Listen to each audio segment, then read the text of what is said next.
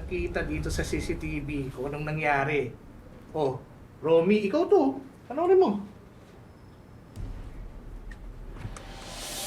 Oh, di ba? Ikaw yan yung nagpa-park sa harapan ng gate ito ni Esther.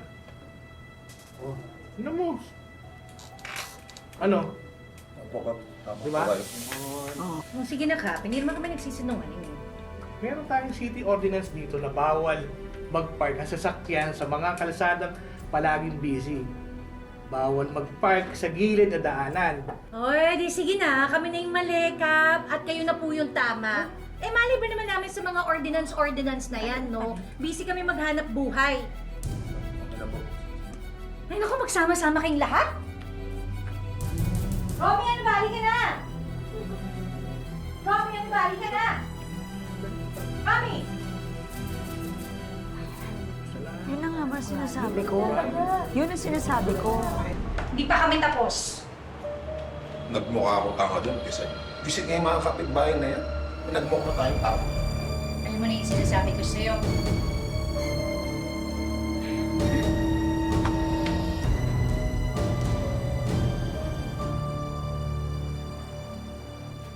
Nak, ito na ako. Ay! Ang ganda na. Ang ganda na ng project mo.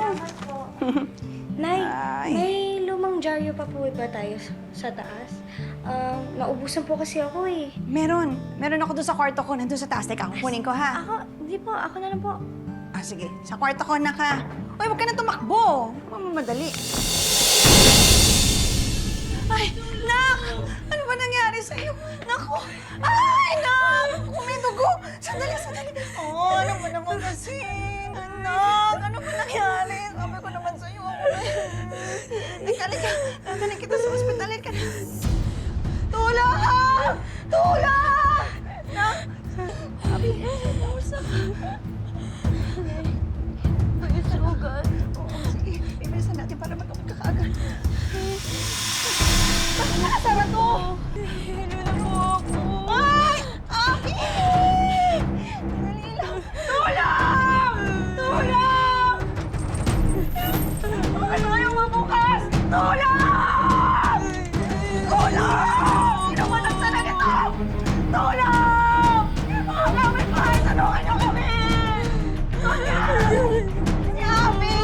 Napabukas eh! Ami malakas sa ospital! Pananganak niya! Kuya, tulong! Kuya! Nasaan mo?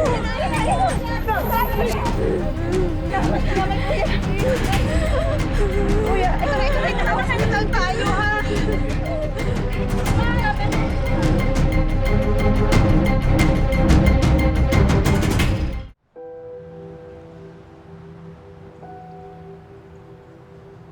Mare!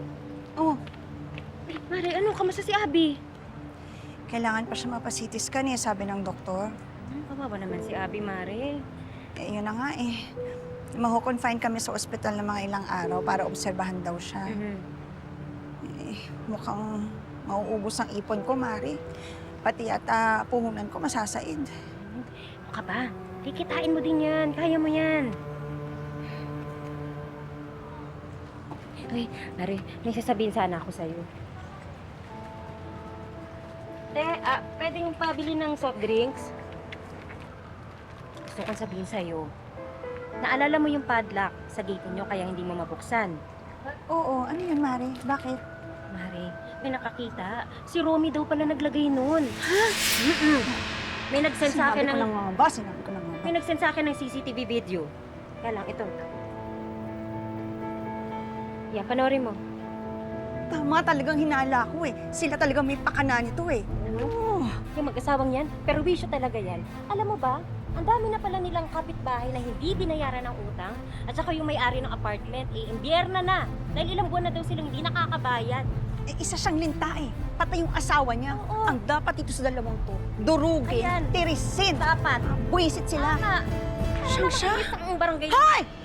Tisay! Romy! Walang ya kayong dalawa! Ano na naman problema mo, ha? Kung galit ka sa mundo, wag mo kami idamay. Hoy! Huwag na kayong magmaang-maangan ha. Dahil alam ko na yung totoo. Ikaw naglagay ng padlock sa gate ko. muntik nang mamatay yung anak ko nagdahil sa'yo. Esther, sandali lang ha. Ikaw grabe na pamimintang mo. Hindi ako kriminal. Kung di dahil doon sa padlock na nilagay nyo, mauubusan ng dugo yung anak ko. Hindi kami makakalabas.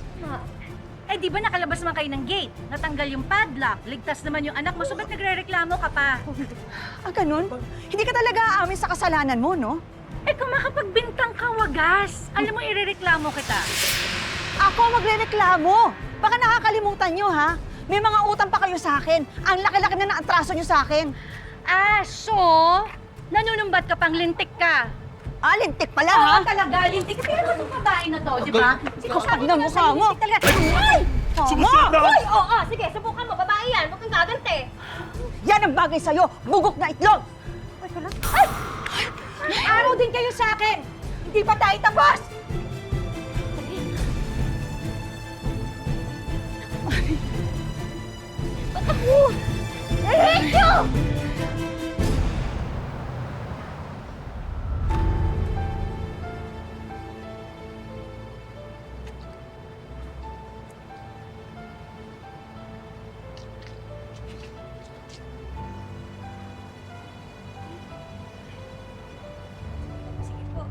Mare, napakaswerte mo talaga, ano? Kahit anong dagok dumaan sa buhay mo, talagang nalalampasan mo. Galing mo, Mare. Eh, mabuti na nga lang, merong tumulong sa akin na isa sa mga suki ko na naging kaibigan ko na siya yung nagpautang sa akin ng pambayad sa ospital. Tapos, sa doktor naman wala rin akong binayaran kasi nasa charity ward kami. Kaya ayun, lab test at saka mga gamot lang ang binayaran ko. Galing. Naman ang kaibigan mo. Kaya nga, minabuti ko na ipambili na lang ng tricycle yung konting naiipon ko. Tapos yung kikitain yan, ipambabayad ko doon sa pinautang sa akin. Tama ka dyan, Mare. Sa hirap ng buhay ngayon, talagang kailangan natin maging magaling sa pera. Totoo yan. Di ba? May bago. Sige, Mare, pasok na kami. Ah, sige, sige. Na, Pasok po tayo, may pagkain po doon. para sa itong ginagawa ni natin nanay. Gusto ko kasi maging maganda ang kinabukasan mo eh. Buti na nga lang walang nangyari sa iyong masama nung nabago pa. Hindi ko po sasayangin lahat ng pinaghirapan mo, Nay. Pagbubutihan ko po lalo ang pag-aaral ko. Sige, pasok na tayo. Talagang hindi nababawasan yung grasya mo, Esther, sa buhay. Nakakapikod ka na. Pwes, ako magbabawas ng grasya mo. Romy, nasan yung gasolina ng motor mo? Ano yan? Yung gasolina ng motor mo.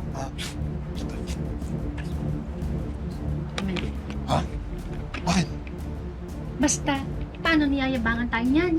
Mayabang nating kapitbahay, kaya akong bahala sa kanya. Pino? Isay, wag. Teka lang. Uy! Ay! Tisay! Ano ginagawa mo? Ay! Ano yan, gasolina? Bakit mo ginagawa yan sa mga halaman ko? Hoy! Tisay! Ay! Yan, ginagawa Talagang wala na magiging kwenta yung mga halaman mo! Ay! Ay! Ano ginawa mo? Ay! Nasusunog na! Mawala na kayo! Tubig! Bumili ng tubig! Lumana kayong apoy! Pasaway ka talaga! Isay, anong ginagawa mo? Pati mo natin dinamay mo!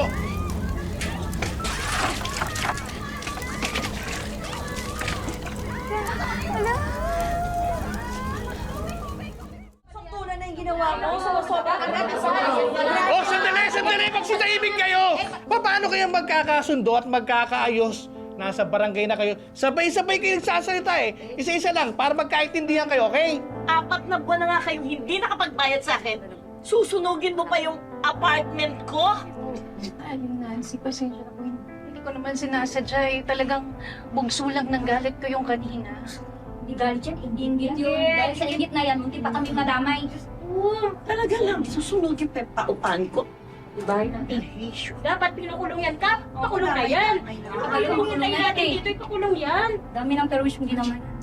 Aling Nancy, bigyan niyo po kami ng isa pang palugit. Nakiusap po kami noong nakaraan. Hindi na ako magpapautos sa inyo. Umalis na lang kayo! Esther,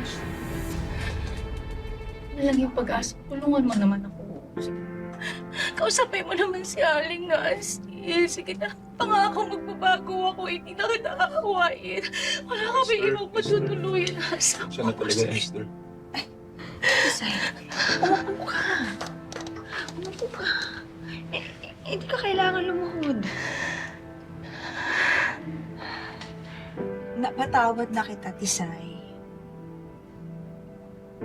Pero wala naman sa akin yung desisyon mo.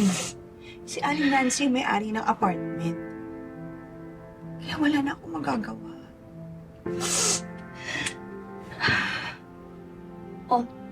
Ano pang inaantay niyo? Umalis na lang kayo.